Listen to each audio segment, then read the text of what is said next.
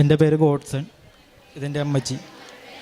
ഈ കഴിഞ്ഞ ജൂലൈ 3-ാം തീയതിയാണ് മാതാവിലേക്ക് കൂടുതൽ അടുക്കാനുള്ള ഒരു സംഭവം എൻ്റെ ജീവിതത്തിൽ നടക്കുന്നത്. അതിന് വഴിയായി തീർന്നത് എൻ്റെ അമ്മച്ചിയുടെ മാതാവിലുള്ള വിശ്വാസവുമാണ്. ഞാൻ ഖത്തറിലാണ് വർക്ക് ചെയ്യുന്നത്. എൻ്റെ ജോലി തുടരാനായിട്ട് എനിക്ക് എൻ്റെ അബോർഷൻ്റെ സർട്ടിഫിക്കറ്റ് വേണമായിരുന്നു. അപ്പോൾ അതുണ്ടെങ്കിലേ എനിക്ക് ആ കമ്പനിയിൽ നിൽക്കാൻ പറ്റുള്ളൂ. അങ്ങനെ ഒരു സാഹചര്യം വന്നപ്പോൾ ഞാൻ നാട്ടിലേക്ക് വരികയും എത്രയും വേഗം എക്സാം എഴുതി തിരിച്ചു പോവുക എന്നുള്ളൊരു ഇതുമായിട്ടാണ് വന്നത്. അങ്ങനെ കാര്യങ്ങളൊക്കെ ഭംഗിയായിട്ട് എല്ലാം ഇവിടെ വന്നു, കോഴ്സ് എടുത്തു, കോഴ്സ് പഠിച്ചു. പക്ഷേ എക്സാമിൻ്റെ അന്ന് ജൂലൈ 3-ാം തീയതിയാണ് എക്സാം. അന്ന് 3 മണിക്കാണ് സബ്മിറ്റ് ചെയ്യേണ്ടത്. 3 മണിയായപ്പോഴത്തേക്ക് ഒരു 2:30 ആയപ്പോഴത്തേക്കും ഞാൻ ചെയ്ത റിസൾട്ടും ഉത്തരങ്ങളൊന്നും കാണാനില്ല. എൻ്റെ ലാപ്ടോപ്പിൽ കാണാനില്ല, മിസ്സിങ്ങാണ്. എക്സാം ടൈമാണെങ്കിൽ കഴിഞ്ഞു, 3 മണിക്ക് എക്സാം ക്ലോസ് ആയി.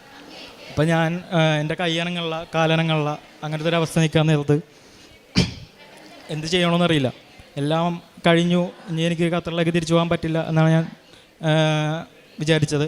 പക്ഷേ അമ്മച്ചി അപ്പോഴത്തേക്കും മാതാവിൻ്റെ രൂപമായിട്ട് വന്ന് എൻ്റെ അരികത്തിരുന്ന് എന്നോട് പറഞ്ഞു, നീ ഒന്നും കൂടി സബ്മിറ്റ് ചെയ്ത് നോക്ക്. പക്ഷേ എനിക്കറിയായിരുന്നു 3 മണി കഴിഞ്ഞു, ഇനി റിസൾട്ട് ഒരിക്കലും സബ്മിറ്റ് ആവില്ലെന്ന്. പക്ഷേ അത്ഭുതം തന്നെയാണ് അവിടെ സംഭവിച്ചത്. എൻ്റെ കാണാതെ പോയ PDF ഫയലെല്ലാം കിട്ടുകയും ഞാൻ സബ്മിറ്റ് ചെയ്തപ്പോൾ 3 മണി കഴിഞ്ഞിട്ട് പോലും, സമയം കഴിഞ്ഞിട്ട് പോലും ആ എല്ലാം സബ്മിറ്റ് ആകുകയും ചെയ്തു. അപ്പോൾ അടുത്ത ദിവസം തന്നെ ഞാനും അമ്മച്ചിയും കൂടി ഇവിടെ വരികയും അത് നന്ദിയായിട്ട് മാതാവിന് നന്ദി പറയുകയും ഇവിടുത്തെ ഉടമ്പടി എടുക്കുകയും ചെയ്തു. അപ്പോൾ ഉടമ്പടി ക്ലാസ്സിൽ പറയുകയുണ്ടായി, ഉടനടി അനുഗ്രഹം എന്ന്. അതുപോലെ ആദ്യത്തെ നിയോഗമായിട്ട് ഞാൻ വെച്ചത് ഈ പരീക്ഷയിൽ ജയിക്കണമെന്ന് തന്നെയാണ്. ഈ സെപ്റ്റംബർ 8-ാം തീയതി റിസൾട്ട് വന്നു, ഞാൻ പാസ്സായി, എനിക്ക് സർട്ടിഫിക്കറ്റ് കിട്ടി. ഞാൻ ഈ മാസം തന്നെ തിരിച്ചു ഖത്തറിലേക്ക് കയറുകയാണ്. ഒപ്പം മാതാവിൻ്റെ കൂടെ ഉണ്ടാകുന്ന വിശ്വാസം. കാരുണ്യ പ്രവൃത്തികളെന്ന് പറയുമ്പോൾ കൂടുതൽ ഞാൻ വഴിയിൽ ആരെങ്കിലും എന്തെങ്കിലും ഒറ്റയ്ക്ക് നിൽക്കുകയാണെങ്കിൽ അവർക്ക് എന്തെങ്കിലും സഹായം വേണമെന്ന് ചോദിച്ച് ആവശ്യമായ സഹായങ്ങൾ ഞാൻ എപ്പോഴും ചെയ്തു കൊടുക്കാറുണ്ട്. പിന്നെ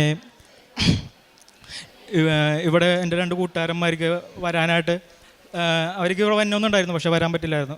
പക്ഷേ അവരിവിടെ ഞാൻ കൊണ്ടുവന്നു. പിന്നെ അതുകൂടാതെ പത്രം വായിച്ച് ഞാൻ വിതരണം ചെയ്യാറുണ്ട്. പിന്നെ പ്രാർത്ഥന ജീവിതത്തിലേക്ക് വരാൻ നേരത്ത് കുടുംബ പ്രാർത്ഥനയും എല്ലാം എൻ്റെ കുടുംബത്തിൽ സ്ഥിരമായിട്ടുണ്ടാകുന്നതായിരുന്നു. പക്ഷേ വ്യക്തിഗത പ്രാർത്ഥന ഞാൻ സ്റ്റാർട്ട് ചെയ്തത് ഇവിടുത്തെ ഉടമ്പടി എടുത്തതിന് ശേഷം.